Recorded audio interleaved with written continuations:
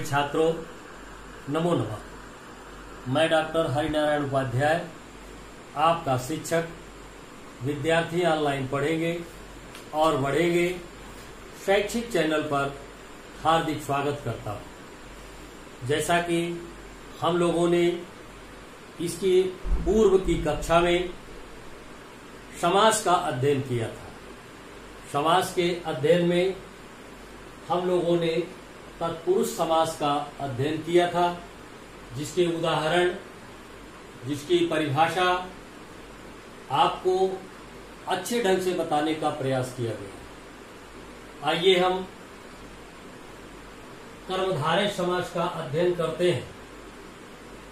सबसे पहले जिस समास का अध्ययन हम करने जा रहे हैं, प्रश्न ये उठता है कि उस समास की परिभाषा क्या है। आपको ज्ञात होगा कि हम लोगों ने जब तत्पुरुष समास पढ़ा था तो उसमें ही पाणिनि महोदय ने कर्मधारय समास को तत्पुरुष समास के अंतर्गत ही समाहित कर दिया था। इसीलिए वो संस्कृत में 5 प्रकार के ही समास का उल्लेख करते हैं। आइए हम, चूंकि कर्मधारय समास हमको पढ़ना है, 6 समास पढ़ने हैं, इसलिए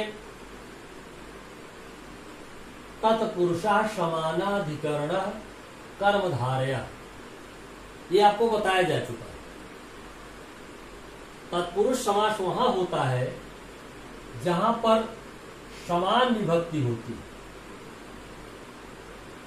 और जब समान विभक्ति हो जाती है तो वह समास कर्मधारय समास हो जाता है। इसलिए प्रथमा विभक्ति को कर्मधारय समास के अनुसार तत्पुरुष समास के अंतर्गत ही व्याख्यायित किया गया। आइए हम उसको, एक और आपको स्मरण होना चाहिए कि हमने व्यधिकरण भी पढ़ा था। व्यधिकरण का अर्थ होता है जहां विभक्तियां अलग अलग हो। व्यधिकरण का तात्पर्य है विभक्ति, और अधिकरण, जहां अधिकरण का अर्थ है विभक्ति, वहां भी अधिकरण का अर्थ है विभक्ति, और व्यधिकरण का अर्थ है जिसमें अलग अलग विभक्तियां। यहां पर इस सूत्र के, पाणिनि महोदय के इस सूत्र के अनुसार हम कर्मधारय समास की परिभाषा करेंगे। तो जैसा कि आप जानते हैं, तत्पुरुष समास के अंतर्गत ही कर्मधारय को महर्षि पाणिनि ने बताया है। तो सबसे पहले तो 2 पद समान विभक्तियों में होते हैं। एक होता है पूर्व पद और दूसरा होता है उत्तर पद। ये दोनों समान विभक्ति में ही होते हैं। नंबर 1। नंबर 2, उत्तर पद प्रधान होता है। उत्तर पद प्रधान होता है, इसी को हम कहते हैं उत्तर पदार्थ प्रधानम। उत्तर पद का अर्थ प्रधान जहां होता है, जैसे यहां उदाहरण दिया गया है, कृष्णा शर्पा। कृष्णा शर्पा का तात्पर्य हुआ, यहां पर प्रथमा विभक्ति है पूर्व पद में, और उत्तर पद में भी प्रथमा विभक्ति का ही प्रयोग किया गया। कृष्णा किसकी विशेषता? कृष्णा है सर्प की विशेषता। तो सर्प की विशेषता कृष्ण के माध्यम से पद के माध्यम से हम अवगत कर रहे हैं और दोनों प्रथमा विभक्ति में है। यहां पर आप देखेंगे तीसरा जो पॉइंट है, पूर्व पद विशेषण होता है एवं उत्तर पद विशेष्य होता है। यहां पर कृष्णा जो है ये पूर्व पद, ये विशेषण है। अब प्रश्न ये उठता है कि विशेषण किसे कहते हैं? जो शब्द किसी की विशेषता बताता हो उसे हम विशेषण के रूप में जानते हैं, एडजेक्टिव के रूप में जानते हैं। जैसे यहां सर्प की विशेषता बता रहा है, तो जिसकी विशेषता बताई जाएगी वो विशेष्य होगा, और जिस शब्द के द्वारा, जिस पद के द्वारा विशेषता बताई जाएगी वह विशेषण है। इसलिए यहां पर कृष्ण विशेषण है, सर्पः विशेष है, और दोनों प्रथमा विभक्ति में प्रयुक्त हुए हैं, इसलिए यहां पर तत्पुरुष समास होगा। कहीं कहीं दोनों पद विशेष हो जाते हैं, ऐसा भी होता है, क्योंकि सूत्र है विशेषणम विशेषेण बहुलम। इसका तात्पर्य है कि विशेषण विशेष के साथ, बहुलता के साथ जब समान विभक्ति वाले विशेषण का विशेष के साथ बहुलता से मिलता है तो वहां पर तत्पुरुष समास हो जाता है, वहां पर कर्मधारय समास हो जाता है। यहां पर ये सूत्र है, फिर से सुन, विशेषणम विशेषेण बहुलम। विशेषण विशेष के साथ बहुलम, बहुलता से जब मिलता है तो समान विभक्ति वाले विशेषण का विशेष के साथ बहुलता से समास होता है, और जो वो समास होता है वो कर्मधारय समास होता है।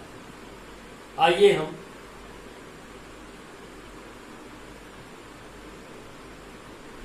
परिभाषा पर फिर से अपना ध्यान आकर्षित करते हैं। आप लोग भी मानसिक रूप से बिल्कुल हमारे साथ रहें, मेरी आवाज को सुने और ब्लैक बोर्ड पर देखें, बोर्ड पर देखें। कर्मधारय समास की परिभाषा इस प्रकार से हो गई, कर्मधारय समास वह समास है जिसमें उत्तर पद प्रधान होता है, जिसमें उत्तर पद प्रधान होता है और पूर्व पद विशेषण होता है। अब विशेषण किसी न किसी पद की विशेषता बताएगा, लेकिन शर्त यह है कि दोनों प्रथमा विभक्ति में ही रहेंगे। आइए हम कुछ और उदाहरण को देखते हैं। यहां पर विग्रह, वही उदाहरण यहां है, कृष्णा सर्पा, ये भी प्रथमा विभक्ति में है, पूर्व पद, उत्तर पद भी प्रथमा विभक्ति में है। यहां पर समस्त पद बन गया है, कृष्ण सर्पा, अर्थ हुआ काला सर्प।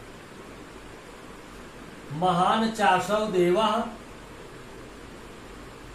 महान है जो देव।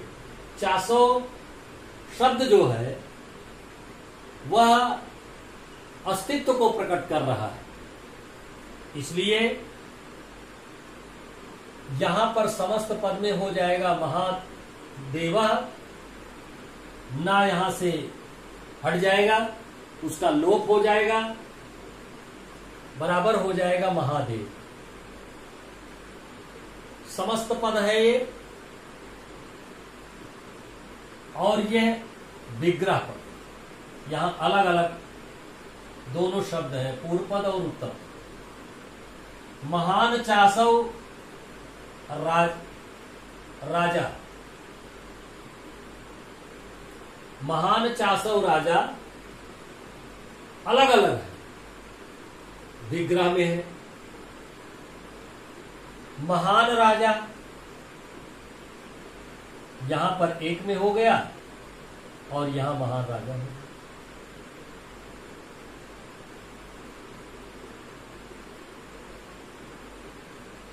महान चासव आत्मा यहां महात्मा हो गया।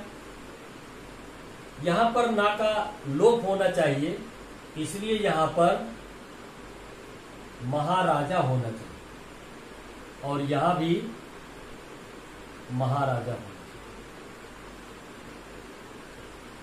महान चासव आत्मा यहां पर हो गया महात्मा, महान आत्मा।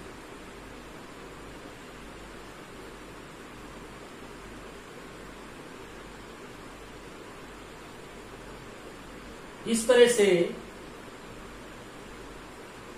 आपको हमने कर्मधारय समास का अध्ययन कराया। यहां कुछ उदाहरण और हैं, देखने का प्रयास करें, और आपको यह भी स्पष्ट कर दें,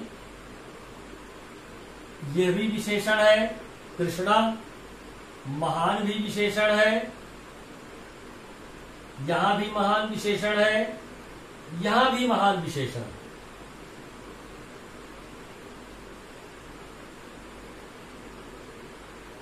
इस तरह से यहां पर शब्द आया है घनयु श्यामा, तो क्या हो जाएगा?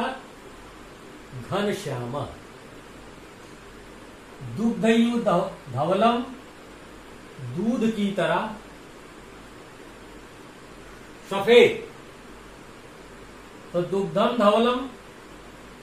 इसी तरह से नीरदा श्यामा, नीरदायु श्यामा, नीरदा श्यामा।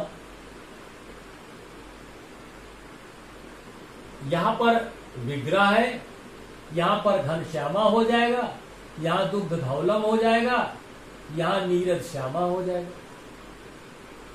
इस तरह से आपने देखा कर्मधारय समास की परिभाषा महर्षि पाणिनि के सूत्र के अनुसार किस प्रकार से उन्होंने तत्पुरुष समास के अंतर्गत ही इसको समाहित किया है। उन्होंने 5 ही प्रकार माना है, उसी को आधार मान करके व्याकरण के महान वेत्ता वरदराज आचार्य जी महाराज ने भी समासा पंचधा कहा है। परिभाषा हम इसकी करेंगे तो हम यही कहेंगे कि कर्मधारय समास वह समास है जिसमें पूर्व पद विशेषण होता है और उत्तर पद प्रधान होता है। कभी कभी ऐसा भी होता है कि दोनों पद विशेष हो जाते हैं। हमने आपको उदाहरण के माध्यम से बताने का प्रयास किया है और ये भी स्पष्ट किया है कि सरलता से आपकी समझ में कर्मधारय समास आ जाए। मैं आप लोगों को अपना नंबर दिया हूं और ये स्पष्ट करना चाहता हूं कि चूंकि मानव से मानवीय भूल होना स्वाभाविक है, अगर ऐसा किसी प्रकार से आपको लगता है कहीं, तो निश्चित रूप से आप मुझे फोन करके पूछ सकते हैं अथवा कमेंट के माध्यम से आप जानकारी कर सकते हैं। इसमें किसी प्रकार का संकोच नहीं होना चाहिए, क्योंकि अपनी कमी स्वयं में अपने से नहीं स्पष्ट होती है, दूसरों के द्वारा ही स्पष्ट होती है और उसमें हर संभव प्रयास किया जाएगा कि कहीं कोई ऐसी कमी न होने पाए। आज मैंने कर्मधारय समास पढ़ा करके आप सबको अपनी कक्षा का समापन किया। आज यही कक्षा विश्रांत लेती है। हम लोग पुनः अगली कक्षा में मिलेंगे।